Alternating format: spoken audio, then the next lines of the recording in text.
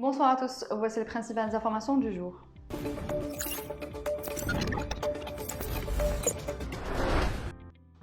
Un volume de 143 millions de mètres cubes d'eau a été emmagasiné dans les barrages du territoire national au cours de la période comprise entre le 5 et le 10 novembre.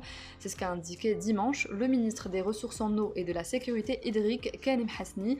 Le taux de remplissage des barrages à travers le territoire national a atteint 33%, surtout après les dernières précipitations, a-t-il ajouté.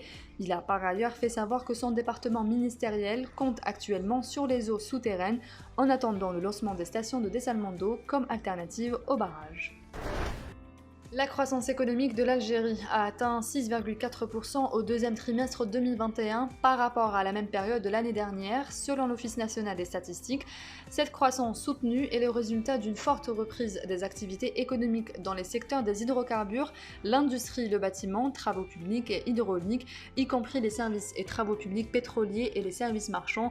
Quant au taux de croissance du PIB hors hydrocarbures, il a été de 6,1%, alors que le taux du PIB hors agriculture a affiché une hausse de 7,5% durant le second trimestre 2021 et par rapport à la même période de l'année dernière, a détaillé l'organisme des statistiques. Le procès des propriétaires du groupe Condor, les frères Ben Hammadi, a débuté ce lundi au pôle pénal financier et économique près le tribunal de Sidi Mohamed Alger. Les propriétaires du groupe et les co-accusés, 40 accusés dans cette affaire, sont poursuivis entre autres pour blanchiment d'argent et dilapidation de deniers publics et incitation d'agents publics à exploiter leur influence pour l'obtention d'indus avantages. Outre les frères Ben Hammadi, sont poursuivis dans cette affaire des cadres des secteurs de la santé, des transports, de la poste et des télécommunications et de la Banque extérieure d'Algérie, BEA.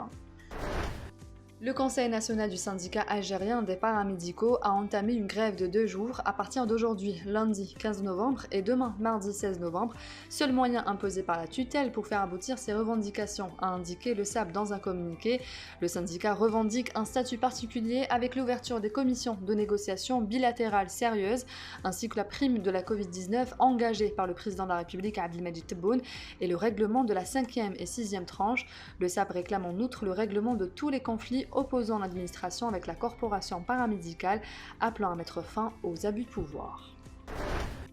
Le sélectionneur de l'équipe nationale de football, Djamel Belmadi, a qualifié aujourd'hui à Alger de petite finale le match face au Burkina Faso dans le cadre de la 6e et dernière journée groupe A des éliminatoires de la Coupe du Monde 2022 au Qatar, prévue demain mardi au stade Moustapha Chaker de Blida à 17h. On sait que c'est un match, appelons-le comme il est, décisif pour passer de se donner la possibilité d'aller jouer ce match, cette double confrontation au mois de mars et ce dernier match. En gros, on est à 3 matchs de la Coupe du Monde. Donc voilà, les choses elles sont présentées comme ça. Faire le nécessaire demain nous permettra d'être en course pour cette finale aller-retour du mois de mars. Donc tout ça passe par évidemment le match de demain et on connaît toute son importance. Concernant le match des barrages qui définira la sélection qui sera présente au mondial du Qatar, Belmadi a indiqué que la victoire est impérative face au Burkina pour pouvoir se qualifier pour les barrages. Par la suite, peu importe l'adversaire, nous sommes prêts à affronter n'importe quelle équipe. C'est la fin de ce journal, merci de l'avoir suivi. On se retrouve demain à la même heure sur nos réseaux sociaux.